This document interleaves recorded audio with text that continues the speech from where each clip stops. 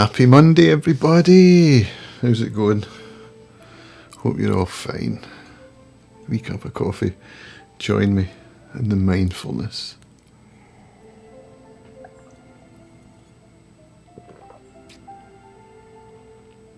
Aye.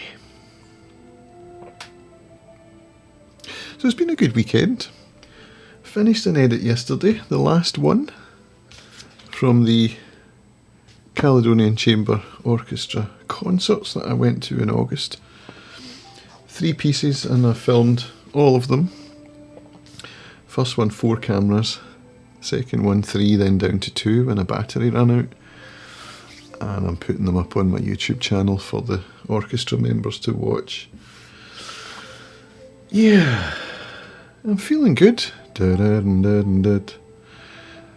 My sugar levels are pretty much stable. I've got them down. Yesterday was 8.1 for my first reading, so I'm very happy about that. I've got it into single figures. Must be coming up now for 2 weeks of low carbs. And I'm just feeling on track. I spent some time with the August Bradley group through the week. August is responsible for building the system that I'm using to keep myself on track, or to see when I'm not on track, which is how it's been up until a couple of weeks ago. And he held a quarterly review workshop last week, which I went to, and it was really good. It was good to see some of the old faces again that I know from the cohort when I was a supporter. It's coming up now to 2 years since August ran his first cohort, and that was a big moment for me because that was the beginning of, I don't know, this phase, I guess you could call it, of my life. 2019 we sold the post office round about October. I had a bit of an existential crisis going forward, and then through the year into 2020 I joined August Bradley's course. I discovered Ali Abdalal. This all kind of happened round about the same time. And at that time I was recording my podcast to try and figure out, my mental health issues. And it was through that I learned about the importance of figuring out your guiding principles, your primary purpose, or whatever you want to call it. August calls it guiding principles, and that works for me. So I pondered that, joined his course, started learning how to use Notion, which is the system that he teaches, or that he uses to build his life design system on top of. And then discovered Ali Abdalal. I think that happened through, how was it? Was it just a YouTube recommended thumbnail, I think? Could have been. It might also have been Austin Kleon, an author whose book I hadn't read at the time, but I found a video that Ali had done with Austin called A Deep Dive, it's basically just a conversation where they go deep into philosophy of productivity, to use that word.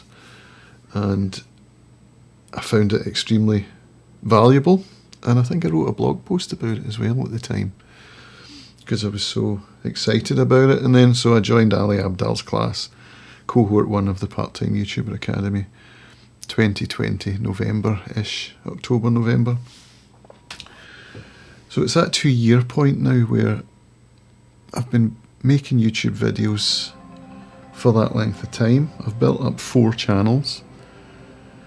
I met Sushi on Ali Abdal's course, and then joined Sushi's course as a founder member, YouTube Business Builder Academy, and she taught me how to build an affiliate marketing channel, which has now been going since May 21, so 1.5 years-ish, and it's doing alright.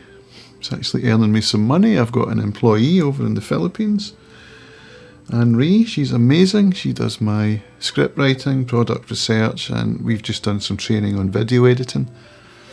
Super happy with how that's going. It's time to start ramping that up a wee bit. So now that my mental health is in a good place, My sobriety's in a good place. You know, it's time to start pushing a wee bit and try and get some income coming in from that channel. It's not easy because they're not the most fun videos in the world to edit, but I'm really pleased with the progress I've made.